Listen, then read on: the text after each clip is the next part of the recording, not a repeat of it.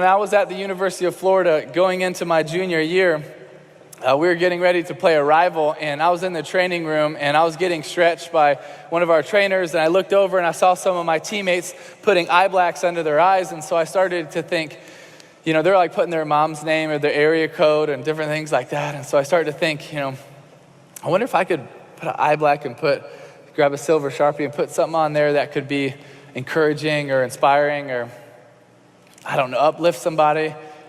I started to think, well, what should I put? And I started to think, well, God bless. And I was like, I don't know. And then I thought of Philippians 4:13. I can do all things through Christ who strengthens me. I was like, that's an awesome verse for a football player. That's what I'm going to go with. So I put Philippians 4:13 under my eyes, and we went out there and played. And honestly, it really wasn't a big deal. A couple local newspapers wrote about it, but it wasn't that big of a deal. But I kept wearing it under my eyes every single week.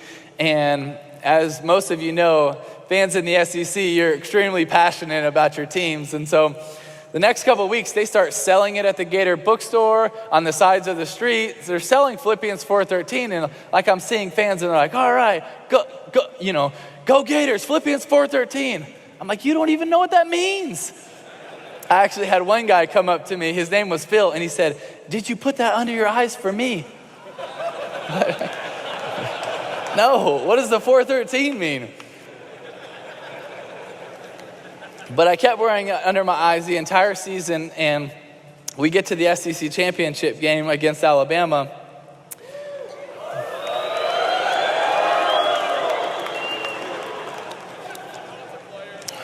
Calm down. And we're getting ready to run out of the tunnel. And as a football player, so often, it is really tunnel vision. It's the next thing, the next thing, the next thing. You can't afford to step back and look at the big picture because you can just lose focus. So many times it's just locked in to the next thing we have to do. Well, at this moment, I really felt like God was putting out of my heart to change the verse. I was like, really, right now?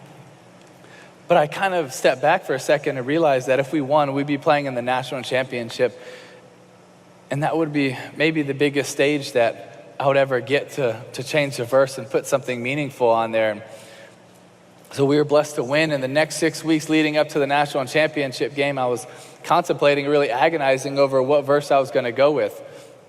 But God kept bringing it to my heart and my head, John 3:16. Because as a Christian, that's the essence of our Christianity. It's the essence of our hope. For God so loved the world, he gave his only begotten son, that whosoever believes in him will not perish, but have everlasting life. That's what we believe in as Christians. So I decided that's the verse I'm going to go with.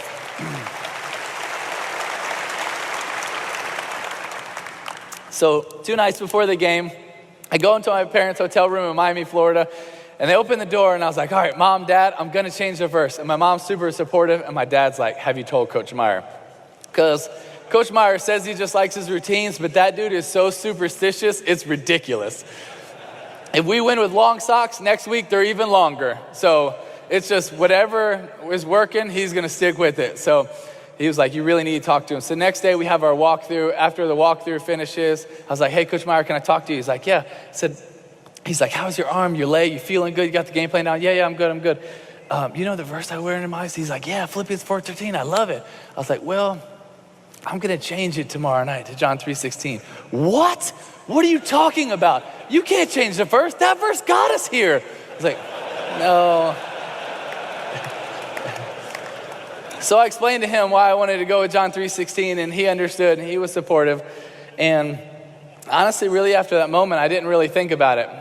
Next night, I just went out there, and we were blessed to win the national championship. And 2 days after that game, I was sitting in Ballyhoo restaurant eating grouper with my mom, my dad, one of my aunts, and Coach Meyer. And Coach Meyer gets a call from our PR guy at Florida, and he's like, all right, bye. I looked at him, I was like, what's that all about? He told me who it was, our PR guy, and he said, Tim, he just told me that during that game, 94 million people Googled John 3:16.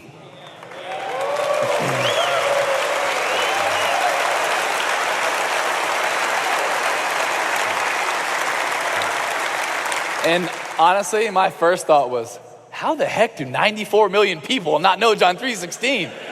It's like it's Sunday school, bro. That's the first thing you hear. But it was just so humbling for me sitting in that restaurant thinking about how big the God that we serve really is. Like really how big the God that we serve really is. So many times we put him in a box. We put him in a box.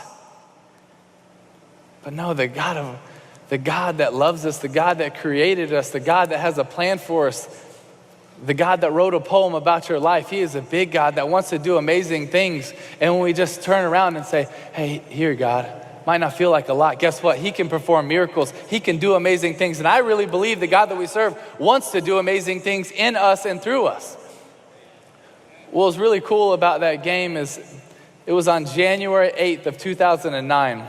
Well, exactly 3 years later, January 8th, 2012, exactly 3 years later to the day, we just happened to be playing the Pittsburgh Steelers in the first round of the playoffs. I didn't think of John 3:16 one time, so I can't take credit for it. I had nothing to do with it. I just went out there and tried to do anything I could to try to win a playoff game, and we were blessed to win this crazy game in overtime. And after the game, when we were done celebrating, I changed really quick, and I was going down the hall to do my press conference, and I was really looking forward to it because I love talking to the media. And so I was getting ready to turn left and go into these curtains to talk to the media, and Patrick, our PR guy, steps in front of me. He says, Timmy, did you realize what happened? And I was like, yeah, we just beat the Steelers. We're going to play the Patriots. Like, let me do this. He was like, Timmy, did you realize what happened? I could tell he was being serious. So I was like, Patrick, what's up, man? He looks at me and says, Timmy, this is exactly 3 years from the time you put John 3:16 into your eyes. I was like, oh, really? That's awesome. That's really cool. He says, no, you don't realize. During the game, you threw for 316 yards. Your yards per rush were 3.16. Your yards per completion were 31.6. The time of possession was 31.06. And the ratings for the night were 31.6. And during the game, 90 million people Googled John 3:16, and it's the number one thing on all social media right now.